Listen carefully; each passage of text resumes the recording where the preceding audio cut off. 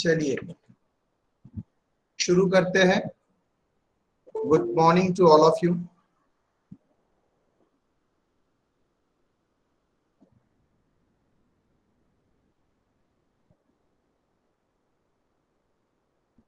कल आप लोगों के साथ हमने चर्चा किया था डिपार्टमेंटल अकाउंटिंग का।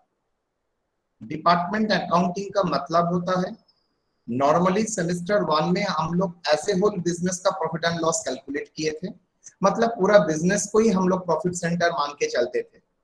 लेकिन सेमेस्टर 3 में फर्स्ट एरिया में ही हम लोग आपको दिखाया है एक बिजनेस सिर्फ एक ही as a whole business performance में तो नहीं चलता है, उसका मल्टीपल बिजनेस होता है। वो उसका पास दो ऑप्शन हो सकता है, एक वो सब बिजनेस को एक ही मान सकता है एज ए होल, और उसका दूसरा ऑप्शन हो सकता है वो सब बिजनेस को छोटा छोटा सेंटर में बांट सकता है, डिपार्टमेंट में बांट सकता है। मतलब हर डिपार्टमेंट को वो एक एक प्रॉफिट सेंटर मान के चलेगा। वही हम लोगों ने डिपार्टमेंटल अकाउंटिंग का फीचर है।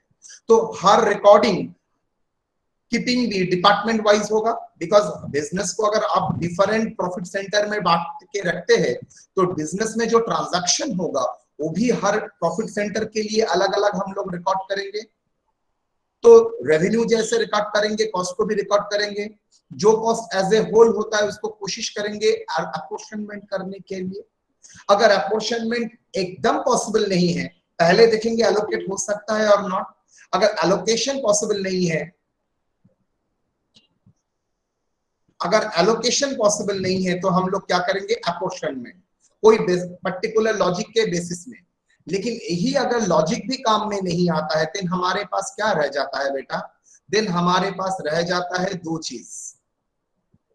दैट इज, आप डायरेक्टली बिजनेस का एक्सपेंसेस मान के, ओवरऑल बिजनेस के एक्सपेंसेस मान के आप बिजनेस का जनरल पीएल में डाल दीजिए। यही हम लोगों ने लास्ट क्लास में सीखा था। आज हम लोग बात करेंगे ऐसा एक सिचुएशन का जहां पर एक यूनिट दूसरा यूनिट के साथ ट्रांजैक्शन करते हैं। आई रिपीट, एक यूनिट दूसरा यूनिट के साथ ट्रांजैक्शन करते हैं और दोनों ही यूनिट एक ही बिजनेस के अंदर है। पहला यूनिट का नाम अगर डिपार्टमेंट ए है तो दूसरा यूनिट का नाम है डिपार्टमेंट बी। तो department A and department B खुद के भीतर भी ट्रांजैक्शन कर सकते हैं। डिपार्टमेंट ए जैसे बाहर से परचेस कर सकते हैं वैसे ही अंदर से भी परचेस कर सकते हैं। सिमिलरली डिपार्टमेंट बी जैसे बाहर में सेल कर सकते हैं वैसे ही अंदर में भी वो लोग सेल कर सकते हैं। इसको बोला जाता है इंटर डिपार्टमेंटल ट्रांसफर। तो आज का क्लास का पहला पड़ाव हम लोग इंटर डिपार्टमेंटल ट्रांसफर के ऊपर बात करेंगे। क्या होता है इंटर डिपार्टमेंटल ट्रांसफर, थोड़ा सुन लेते हैं। इंटर डिपार्टमेंटल ट्रांसफर होता है one department may sell goods to outside the organisation and within the organisation. वो ऑर्गेनाइजेशन के बाहर में भी बेच सकता है, एक्सटर्नल मार्केट में भी बेच सकता है और विद इन द ऑर्गेनाइजेशन भी बेच सकता है। मैंने एक एग्जांपल दिया था ना, tailoring department and cloth department. तो क्लोथ्स टेलरिंग डिपार्टमेंट को भी कपड़ा बेच सकता है और बाहर में भी कपड़ा बेच सकता है, naturally. Similarly department may procure the goods from outside the organisation as well as within the organisation. मतलब टेलरिंग डिपार्टमेंट उसका जो रिक्वायरमेंट ऑफ क्लोथ्स है वो क्या कर सकता है, विद इन द ऑर्गेनाइजेशन भी खरीद सकता है और बाहर से भी खरीद सकता है। Such transfer and sale within the organisation, जो विद इन द ऑर्गेनाइजेशन में होता है उसका ही नाम होता है inter departmental transfer. Clear or not? Within the organisation जो सेल और परचेज हो रहा है उसका नाम है inter departmental transfer. Inter departmental transfer में जो बंदा सेल करता है उसका नाम होता है ट्रांसफरर। मतलब वो ट्रांसफर कर रहा है। क्या ट्रांसफर कर रहा है? गुड्स ट्रांसफर कर रहा है, ओनरशिप ट्रांसफर कर रहा है। किसको ट्रांसफर कर रहा है? दूसरा डिपार्टमेंट को ट्रांसफर कर रहा है। तो दूसरा डिपार्टमेंट उसका क्या हो जाएगा? Transferring department. Transferor department recognize such transfer as internal sale and transferee department recognize such transfer as internal purchase। मतलब सेल में अब सिर्फ एक सेल रिकॉर्ड नहीं होगा, दो सेल रिकॉर्ड होगा, external sales, internal sale. Similarly purchase, एक परचेस रिकॉर्ड नहीं होगा, external purchase and internal purchase. Internal purchase और इंटरनल सेल का और एक टेक्निकल नाम होता है transfer, department A to department B. तो अकॉर्डिंगली जैसे सेल्स का रिकॉर्डिंग होता है वैसे ही होगा, जैसे परचेस का रिकॉर्डिंग होता है वैसे ही होगा। In case of internal transfer from one department to another department, there may be three possible situations. क्या ये possible situation है? Situation one, goods transferred internally at cost price. मतलब इंटरनल जो ट्रांसफर हो रहा है कौन सा प्राइस में, उसका कॉस्ट प्राइस, मतलब जो ट्रांसफर हो रहा है विथ प्रॉफिट नहीं। एक गुड्स जो ट्रांसफर हो रहा है उसका दाम है 100 रुपया, बाहर में बिकता है 120 करके, लेकिन आप ट्रांसफर कर रहे हैं 100 में ही। मतलब आप 10 यूनिट ऑफ आपका कोई प्रोडक्ट दूसरा डिपार्टमेंट को ट्रांसफर कर रहे हैं, वो भी एट कॉस्ट में, मतलब 100 रुपया कॉस्ट में ही ट्रांसफर कर रहे हैं, सेलिंग प्राइस में नहीं, मतलब transferring the goods at a cross price. दूसरा ऑप्शन, गुड्स इंटरनली सेल हो सकता है नॉर्मल सेलिंग प्राइस, मतलब 120 में भी सेल हो सकता है। ओके, मतलब जो नॉर्मल ट्रांसफर प्राइस में नॉर्मल जीपी परसेंटेज एप्लीकेबल होता है 20%, 100 रुपए का चीज 20 रुपए में बेच रहा है, मतलब कॉस्ट के ऊपर 20% चढ़ा के, वो प्रैक्टिकल में भी हो सकता है, यस, सेलिंग प्राइस में भी सेल हो सकता है। तीसरा हो सकता है goods are sold at a discounted selling price. Discounted selling price मतलब जिस प्राइस में सेल कर रहा है वो नॉर्मल सेलिंग प्राइस भी नहीं है, कॉस्ट प्राइस भी नहीं है, उसका इन बिटवीन। सपोज 100 रुपया कॉस्ट है, 120 रुपया आपका सेलिंग प्राइस है नॉर्मल मार्केट में, and you are selling the goods at 110, मतलब 10% बट 15% डिस्काउंट में आप सेल कर रहे हैं, कर ही सकते हैं। तो ये सिचुएशन को हम लोग बोल देंगे internally transfer at a discounted selling price. तो तीन सिचुएशन हम लोग डील करेंगे, एक sold at a cost, at sold at a normal selling price, at sold at a normal selling price. आज के क्लास में हम लोग कोशिश करेंगे goods sold at a cost को समझाने के लिए। यहां तक कोई डाउट? लास्ट क्लास में हम लोगों ने कोई इंटर डिपार्टमेंट ट्रांसफर का कॉन्सेप्ट नहीं दिया था। आज का क्लास में मैंने आप लोगों को इंटर डिपार्टमेंट ट्रांसफर का कॉन्सेप्ट दिया। उस इंटरनल डिपार्टमेंट का कॉन्सेप्ट क्या है वो समझिए। एक डिपार्टमेंट जैसे बाहर में भी बेच सकता है, अंदर में दूसरा डिपार्टमेंट को भी बेच सकता है। सिमिलरली एक डिपार्टमेंट जो बाहर से परचेस कर सकता है वो वैसे ही इंटरनली अंदर से भी परचेस कर सकता है। That is known as inter departmental transfer. तो जो इंटर डिपार्टमेंट ट्रांसफर में जो ट्रांसफर कर रहा है उसका नाम होता है ट्रांसफरर, और जो प्रोक्योर कर रहा है वो उसका हो जाएगा ट्रांसफरी। ये जो ट्रांसफर हो रहा है कौन सा प्राइस में है? वो तीन प्रकार का प्राइस में हो सकता है। एक कॉस्ट प्राइस में, मतलब उसका जो कॉस्ट है, उसका मतलब जो ट्रांसफरर है उसका जो कॉस्ट है उस गुड्स का, वो हो सकता है मैन्युफैक्चरिंग कॉस्ट, वो चाहे परचेस कॉस्ट, व्हाटएवर में भी, वो जो प्राइस में कॉस्ट है उस प्राइस में बेच सकता है, और जो प्राइस उसका नॉर्मल मार्केट में उसका भाव में बिक रहा है दूसरा गुड्स, उसी प्राइस में बेच सकता है, और कुछ डिस्काउंटेड प्राइस में भी बिक सकता है। ये में भी सिचुएशन हो सकता है, वो दो प्रकार का गुड्स सेंड कर सकता है, एक रॉ मटेरियल भी सेंड कर सकता है और दूसरा फिनिश गुड्स भी सेंड कर सकता है।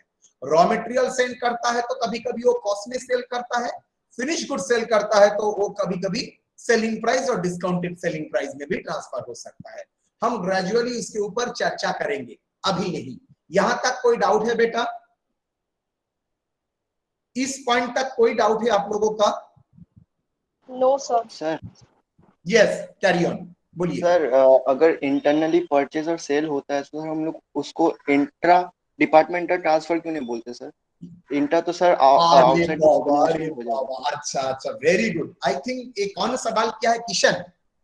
Yes sir. अच्छा, finally pointed out Kishan. Sir आप इंटर क्यों बोल रहे हैं, इंट्रा क्यों नहीं बोल रहे हैं? बेटा डिक्शनरी क्लास के बाद एक बार गूगल में सर्च कीजिएगा तो इंट्रा का इंग्लिश का मतलब क्या होता है और इंटर। अच्छा बोलिए तो इंटर डिपार्टमेंटल फुटबॉल मैच मतलब क्या होता है? सर आपस में ही सर। ना, वन डिपार्टमेंट के साथ अलग डिपार्टमेंट। इंटरनेट मतलब एक वेब के साथ दूसरा वेब का connection, that why internet. What is intranet sir? Intra मतलब अंदर में अगर कोई होता है, अंदर में मतलब विद इन द ऑर्गेनाइजेशन। यहां पर इंटर ऑर्गेनाइजेशन अगर तुम बोलोगे तो इंटर डिपार्टमेंट नहीं, मैं इंट्रा ऑर्गेनाइजेशन बोल सकता हूं, दैट इज ऑर्गेनाइजेशन के भीतर, लेकिन ट्रांजैक्शन तो हो रहा है वन डिपार्टमेंट के साथ दूसरा डिपार्टमेंट का। Clear or not my dear? Yes sir.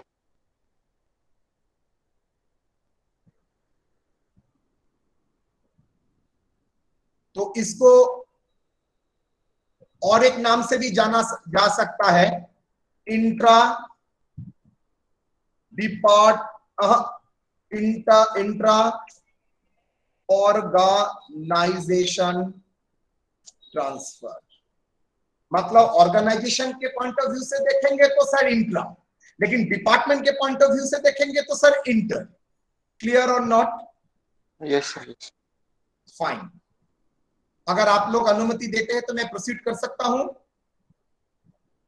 चलिए,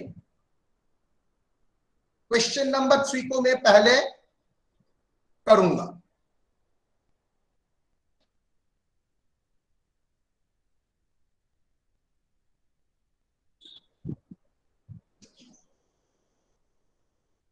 चलिए आ जाइए बेटा। क्वेश्चन नंबर 3, मतलब ये 3 क्यों लिखा है सर? बिकॉज क्वेश्चन नंबर 2 बाद में होगा। A Boson company has a 2 department P and Q. Department P sells the goods to Department Q. I repeat the word. Department P sells the goods to Department Q at a cost price. कौन सा price में cell कर रहा है? At a cost price में cell कर रहा है। मतलब दो बात तो कंफर्म है, ये इंटर डिपार्टमेंट ट्रांसफर है और दूसरा ट्रांसफर जो हो रहा है cost price. Yes or no? जो ट्रांसफर कर रहा है मतलब पी होगा ट्रांसफरर, और डिपार्टमेंट क्यू को ट्रांसफर कर रहा है तो डिपार्टमेंट क्यू होगा क्या? Transferee. Yes or no? Yes, sir. Okay. From the following particulars prepare department trading NPL and also ascertain the net profit to be transferred to the balance sheet. तो opening stock बोल दिया है, purchase stock बोल दिया है, goods from P मतलब goods from P Q का line में लिखा है, इसका मतलब क्यू को डिपार्टमेंट पी से गुड्स मिला है 8 लाख रुपए का। Wages, travelling expenses, closing stock at the cost of the department selling, printing and stationery. कुछ एक्सपेंसेस बोल दिया है नॉट अपोर्शन, जैसे salaries,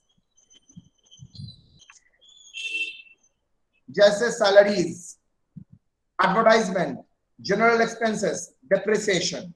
The advertisement expenses of the department to be apportioned in the basis of turnover. Salary and depreciation 2:1 and 1:3. General expenses normally apportioned नहीं रहता है, बोल दिया है 3:1।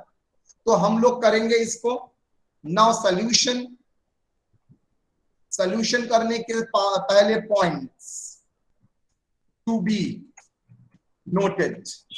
क्या इंपॉर्टेंट पॉइंट है जो नोट करना पड़ेगा sir?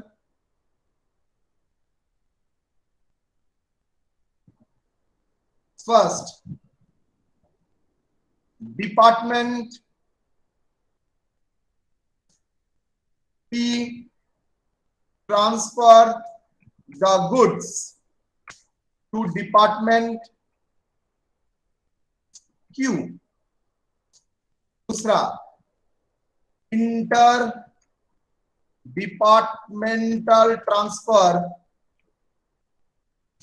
at cost price. Department P transfer the goods to Department Q and inter-department transfer at a cost price. So दो पॉइंट है, तो दो इंपॉर्टेंट पॉइंट है, तो इसको मैंने अलग से आप लोगों के सामने रख दिया है। चल, अब सॉल्यूशन में आते हैं। क्या क्या है बोलिए सर? ओपनिंग स्टॉक है 5 lakh and nil, 2 opening stock,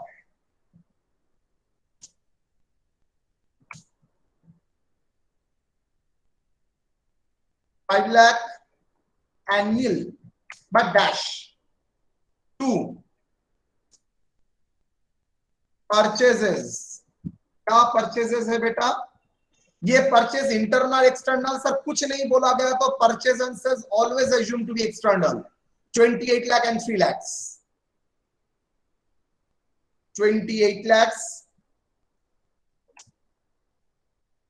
and 3 lakhs.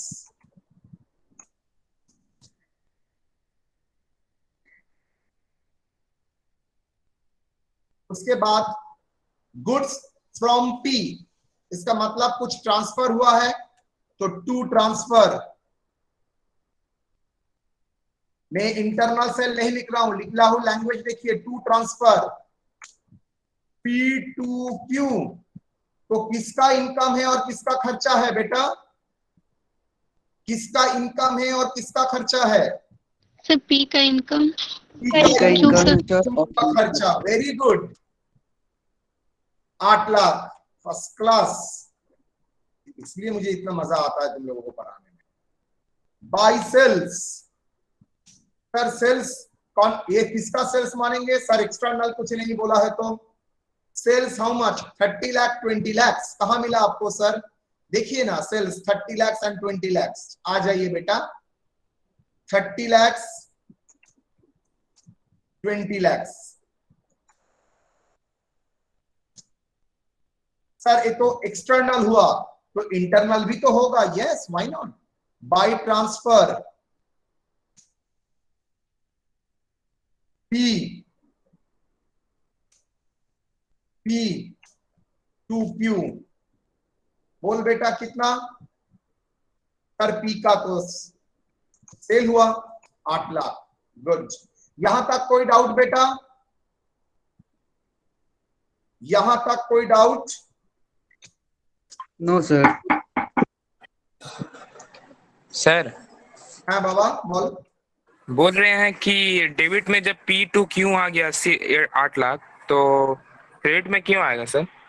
अच्छा, ठंडा दिमाग से सोचो। पी ने क्यू को ट्रांसफर किया है, ध्यान से सुनो। पी ने क्यू को ट्रांसफर किया, इसका मतलब क्या हुआ बेटा?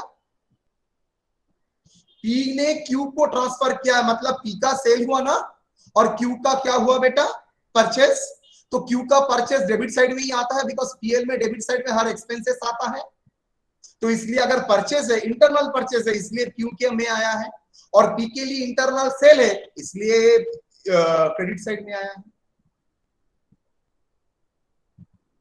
Clear or not? Yes sir. ठीक है, जो सेल करता है उसके, जो ट्रांसफर करता है उसके लिए तो उसका सेल है, इंटरनल सेल है, दैट्स व्हाई उसका रेवेन्यू साइड में आएगा, मतलब क्रेडिट साइड। और जो जिसको मिल रहा है ट्रांसफरी, उसके लिए तो एक कॉस्ट है, एक्सपेंसेस है, गुड्स परचेस कर रहा है इंटरनली और एक्सटर्नली, इसलिए उसका कॉस्ट में आता है। जैसे परचेस आता है वैसे ही कॉस्ट में भी आएगा। ये दो प्राइस सेम ही है। Next, wages 3,50,000 2 lakh. Two wages 3,50,000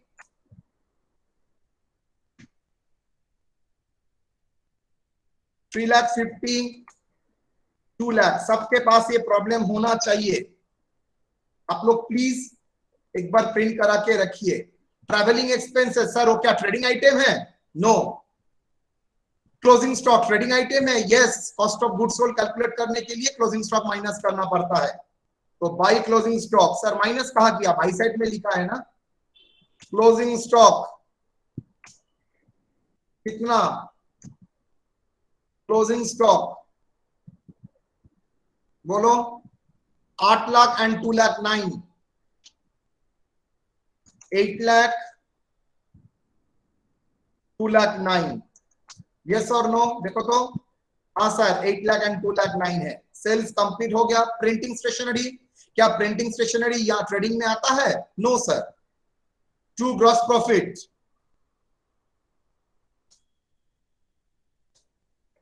gross profit PD, कोई बोल सकता है कितना आएगा? सर ये आ रहा है 46 लाख। ये आ रहा है सर 22 लाख 09,000। माइनस करने के बाद कोई बोलो तो। सर पी का ग्रॉस प्रॉफिट 9,50,000। पी का 9,50,000। गुड।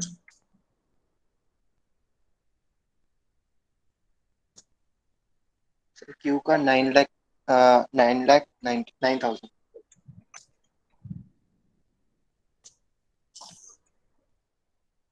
9,00,000।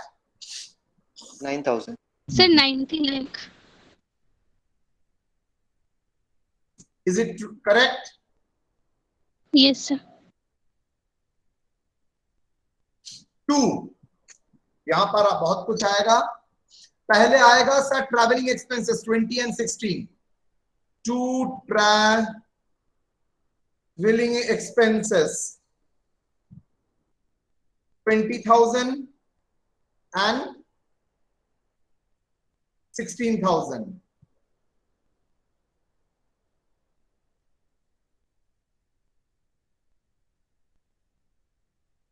ट्रैवलिंग के बाद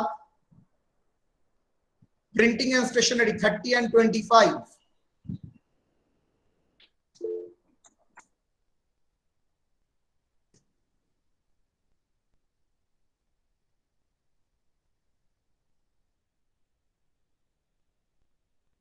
टू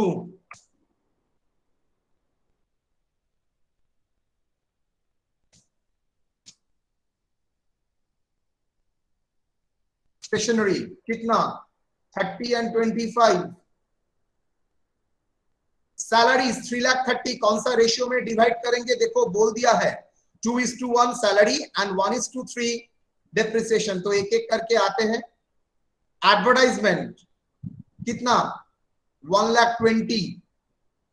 1,20,000 चलो आ जाते हैं एडवर्टाइजमेंट का एलोकेशन। सर कौन सा रेशियो में होगा? External sales. एक्सटर्नल सेल्स कितना है?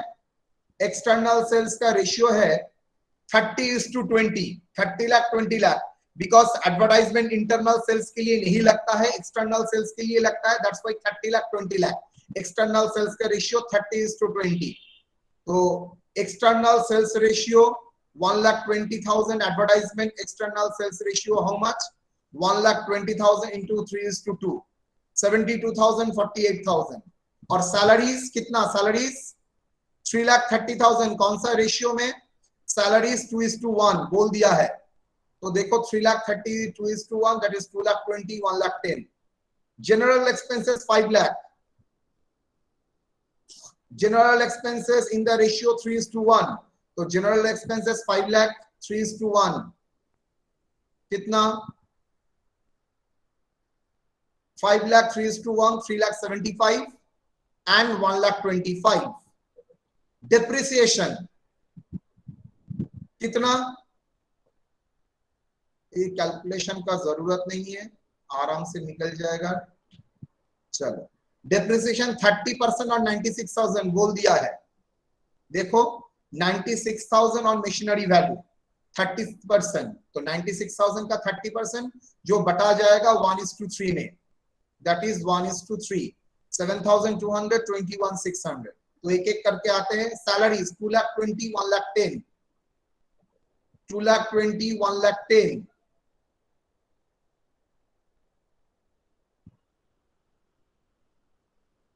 टू सैलरीज 2,20,000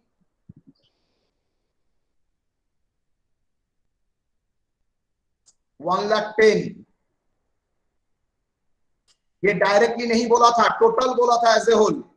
आपने एलोकेट किया। Advertisement on the basis of sales. Advertisement कितना है? 72,000 48,000। 72,000 48,000। उसके बाद 2 general expenses. Normally general expenses को एलोकेट नहीं किया जाता है, जनरल पीएल में डाला जाता है। लेकिन यहां पर बोल दिया है जनरल एक्सपेंसेस एलोकेट होगा 3:1 रेशियो में। 3,75,000 1,25,000। 3,75,000 1,25,000। टू डेप्रिसिएशन,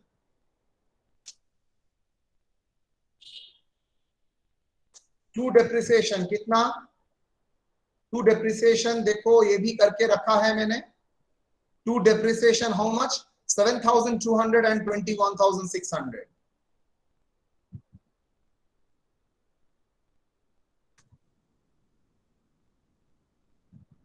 $7,200,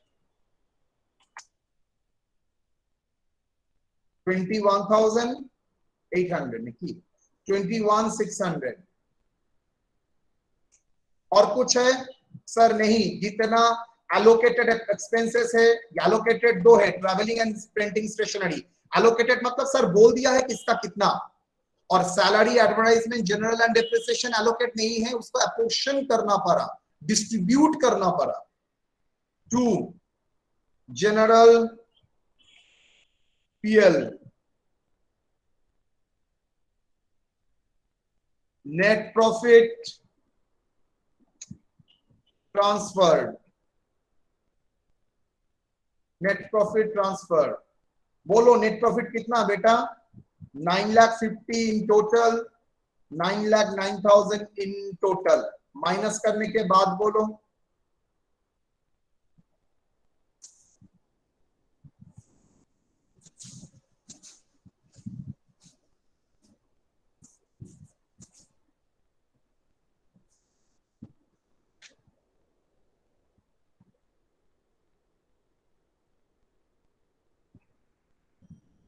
बोलो बेटा कितना नेट प्रॉफिट आता है? 9,50,000 माइनस करने के बाद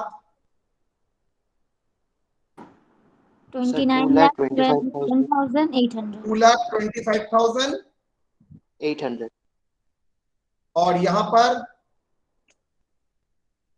9,09,000 माइनस करो,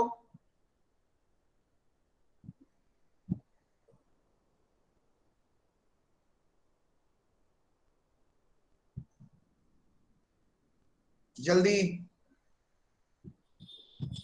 5,63,400. 5,63,400. Very good. तो चलो general PL to departmental profit and loss account, net departmental net profit. तो department P and department two का फिगर मेरे पास लिख दिया है मैंने. टू कैपिटल नेट प्रॉफिट कितना ट्रांसफर होगा? 7,89,200.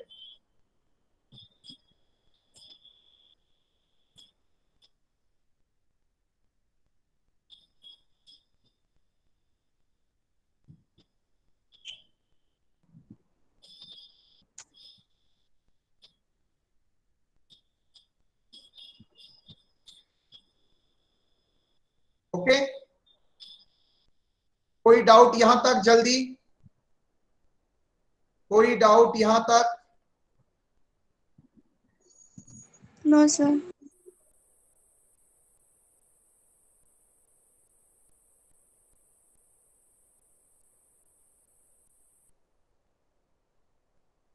क्वेश्चन 2 बोलिए. Modern engineering works carried on a business with the two departments, raw material and manufacturing.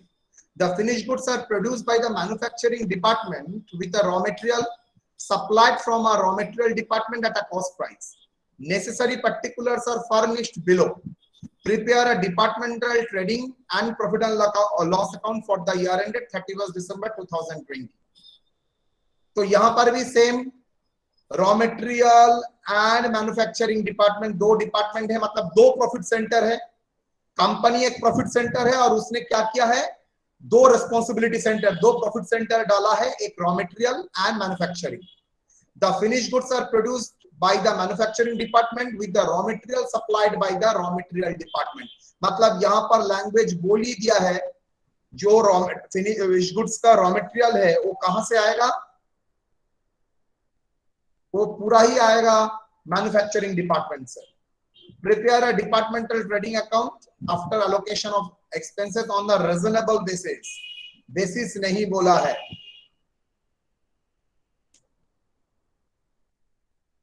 Advertisement दे दिया है, अदर एक्सपेंसेस है। चलिए करते हैं।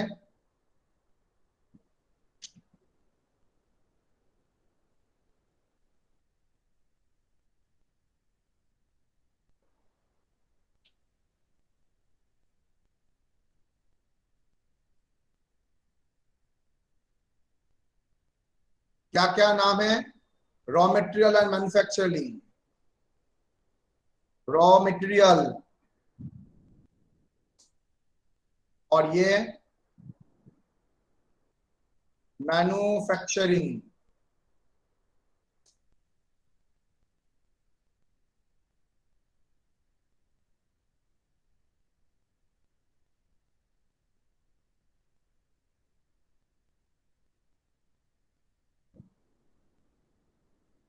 चलो थोड़ा थोड़ा करते हैं। ओपनिंग स्टॉक बोलिए कितना? 60,000, 10,000, 60,000, 10,000। परचेस कितना सर? इंटरनल ना एक्सटर्नल? सर परचेस कुछ नहीं बोला है तो always external, that is 4,03,000। Sir इतना कम? अरे भाई वो तो मैक्सिमम परचेस करता है रॉ मटेरियल डिपार्टमेंट से, इंटरनली परचेस करता है, एक्सटर्नली सिर्फ धागा मागा बटन ये सब खरीदता है। 3,000। ओके, परचेस कितना बेटा? 4,03,000।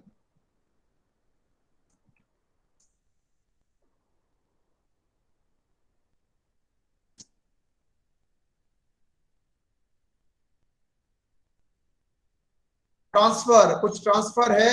Yes, raw material transfer from man to manufacturing department 60,000। मतलब मैं बोल सकता हूं रॉ मटेरियल ट्रांसफर हो रहा है कहां पर? मैन्युफैक्चरिंग डिपार्टमेंट में। तो रॉ मटेरियल और जो मैन्युफैक्चरिंग डिपार्टमेंट में जा रहा है, that is inter departmental transfer. Yes or no? Is it inter departmental transfer? Yes or no? Yes sir. Yes. अगर इंटर डिपार्टमेंटल ट्रांसफर है, कौन ट्रांसफर है बेटा? Sir raw material department. कौन ट्रांसफर ही है बेटा? Sir manufacturing department. तो किसका एक्सपेंसेस होगा? मैन्युफैक्चरिंग डिपार्टमेंट का डेबिट में आएगा। किसका रेवेन्यू होगा? Sir raw material department. उसका रेवेन्यू रॉ मटेरियल डिपार्टमेंट के लिए रेवेन्यू होगा और मैन्युफैक्चरिंग डिपार्टमेंट के लिए कॉस्ट होगा। 60,000। चलिए आ जाइए। Raw to manufacture, raw to manufacture मतलब raw material to manufacture. How much?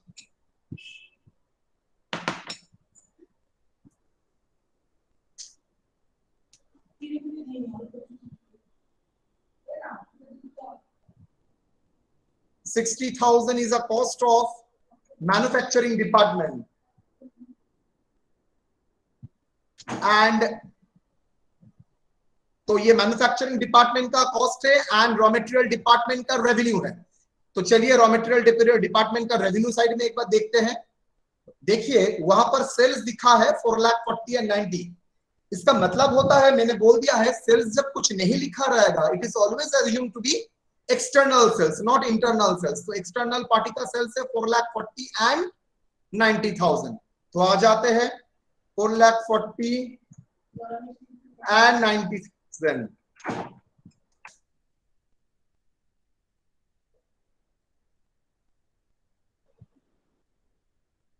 तो ट्रांसफर क्या होगा?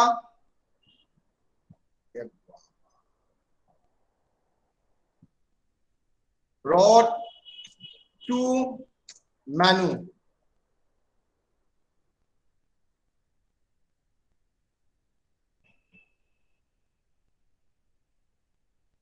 Raw material to manufacturing. कितना? सर ये किसका रेवेन्यू है? सर ये तो रेवेन्यू है 100% रॉ मटेरियल डिपार्टमेंट का, दैट इज 60,000। मैन्युफैक्चरिंग डिपार्टमेंट का तो कॉस्ट है, तो उसमें कॉस्ट में लिखा है। क्लोजिंग स्टॉक, सर उससे पहले कुछ है? Manufacturing expenses 12,000। So to manufacturing expenses, manufacturing expenses 12,000। Okay, selling expenses sir वो तो यहां पर नहीं आएगा। Closing stock 40 and 12, closing stock 40 and 12,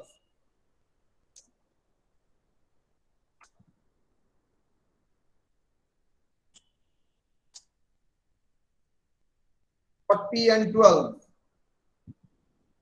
चलिए ग्रॉस प्रॉफिट आ जाएगा, बोलिए ग्रॉस प्रॉफिट कितना, पहले 102, यहां पर आएगा 5,40,000,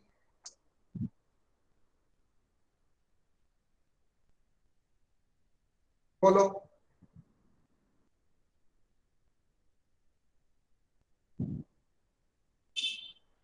बोलो बोलो, कितना आता है gross profit? 80,000. 80,000. Raw material department का 80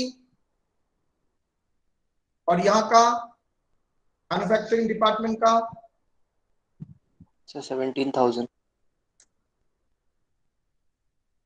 डन। सर ग्रॉस बोलिए। प्रॉफिट बीडी लिखे वहां पे अमाउंट चेंज होगा तो हाँ बाद में देखा, 80,000, 17,000,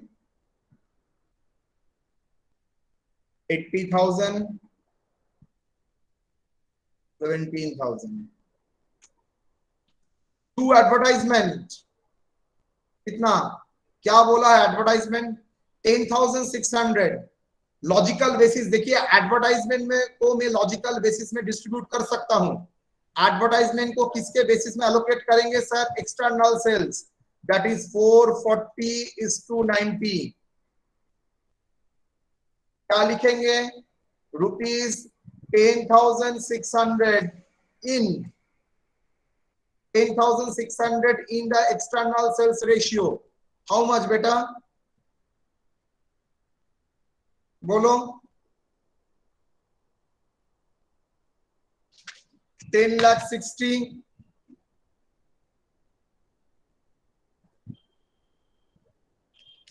440 प्लस 90 कितना होता है? 530। याद है, सिखा दिया था।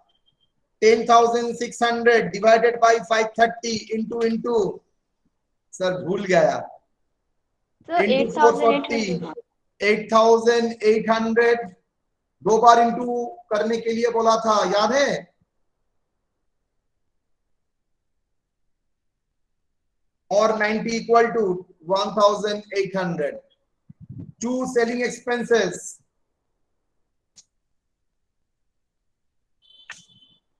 सेलिंग एक्सपेंसेस देखो यहां पर दे दिया है 800 एंड 400। ओके 800 400।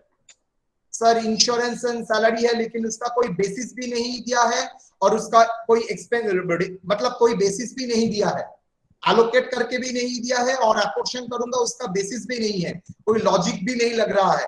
तो ये कहां पर जाएगा? Salaries and insurance premium sir general PL में चला जाएगा। ओके तो चलिए कितना आता है बोलिए? 80,000 माइनस करने के बाद बोलिएगा। हाँ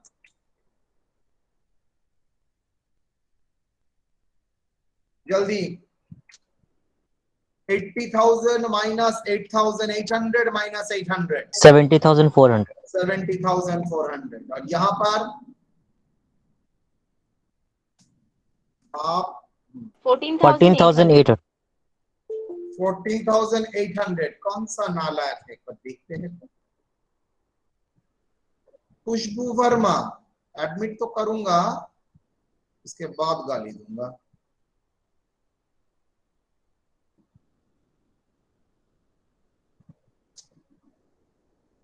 बोलिए कितना होगा? 70,000। सो नेट प्रॉफिट कौन सा department? Raw material department, raw material, raw material. दूसरा मैन्युफैक्चरिंग,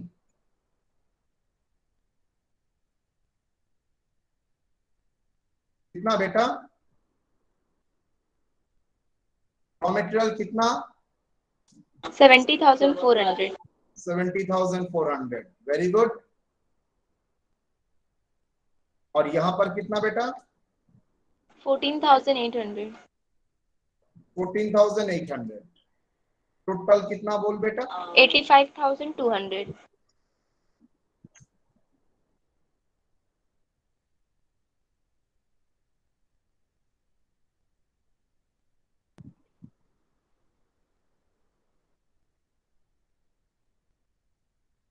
दो एक्सपेंसेस अलोकेट नहीं हुआ था, 2 सैलरीज और 2 इंश्योरेंस प्रीमियम.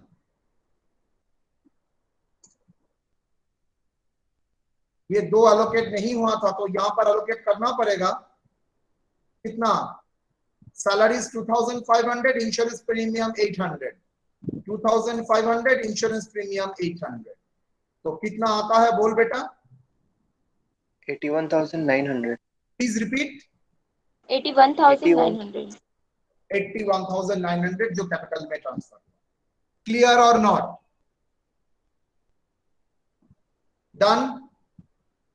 सर एडवर्टाइजमेंट का थोड़ा है बता दीजिए ना. Advertisement note.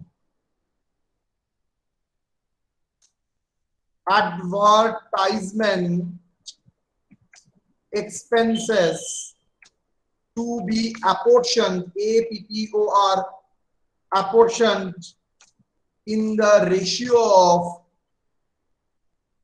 external sales, that is 4,40:90. I think आप क्लियर है बेटा? Is it clear or not? Sir calculation नहीं समझ में आया. एक थप्पड़ मारूंगा ठास ठास करके. बोला समझ में नहीं आया कैलकुलेशन. आई थिंक रेशियो का डिस्ट्रीब्यूशन समझ में नहीं आया. Yes or no? Total advertisement 10,600 था. यस और नो बेटा? Yes sir. तो 10,600 को 440:90 में डिस्ट्रीब्यूट कैसे करोगे? ओवरहेड में भी तो ऐसा किया था ना, भूल गए हो? 440 प्लस 90 ऐड करो, कितना होता है? 530. Yes or no? Yes sir. तो 10,600 divided by 530 equal two into 440, that is 8,800 और 90 that is equal to 1,800. Ratio में डिस्ट्रीब्यूट कर दिया. 10,600 को 440:90 इस रेशियो में बांटो. देखो 8,800 एंड 1,800 ही आएगा. क्लियर? आया समझ में बेटा? नहीं Yes sir. or no? Sorry, आया समझ में आपका? No sir. नो. इसमें क्या? चलो, क्या नाम है आपका? सबरी. सॉरी, सबरी बेगम.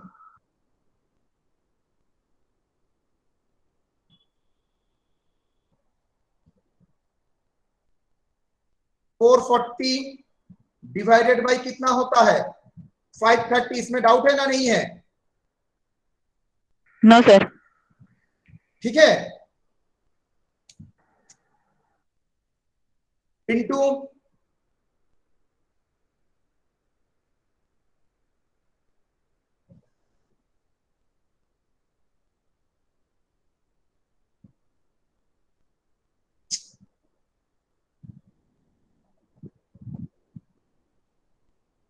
इंटू 10,600 कितना होता है?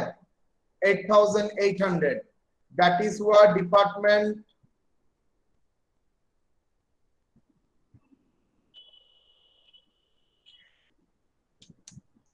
that is raw material.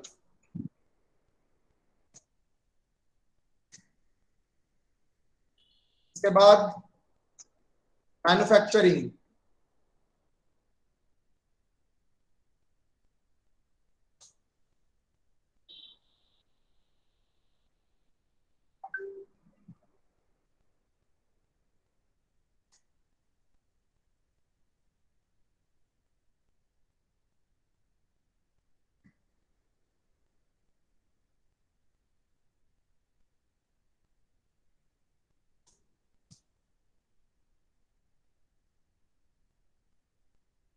बात।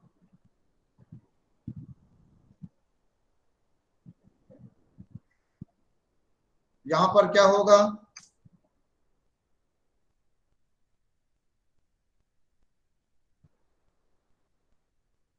बोलो सर, ये 440 का जगह 90 होगा, दैट इज 1800। अब आया बेटा समझ में? Yes sir. ओके, तो और कोई डाउट किसी का?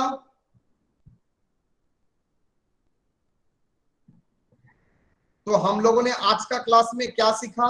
इंटर डिपार्टमेंट का कॉन्सेप्ट सीखा। इंटर डिपार्टमेंट का अगर कॉस्ट प्राइस में ट्रांसफर होता है तो कैसे होता है उसका अकाउंटिंग वो सीखा। ग्रेजुअली हम लोग सिचुएशन 2 एंड सिचुएशन 3 में जाएंगे। आज के लिए इतना ही। कल का क्लास वेरी वाइटल, कल का क्लास वेरी वाइटल बिकॉज वही आता है एग्जामिनेशन में। ठीक है, तो ये था इंट्रोडक्शन, कल आप लोग पॉइंट में घुसेंगे। ठीक है बेटा? Okay sir. ओके, कल टाइम में ज्वाइन करना, नहीं तो अलाउड को नहीं करूंगा।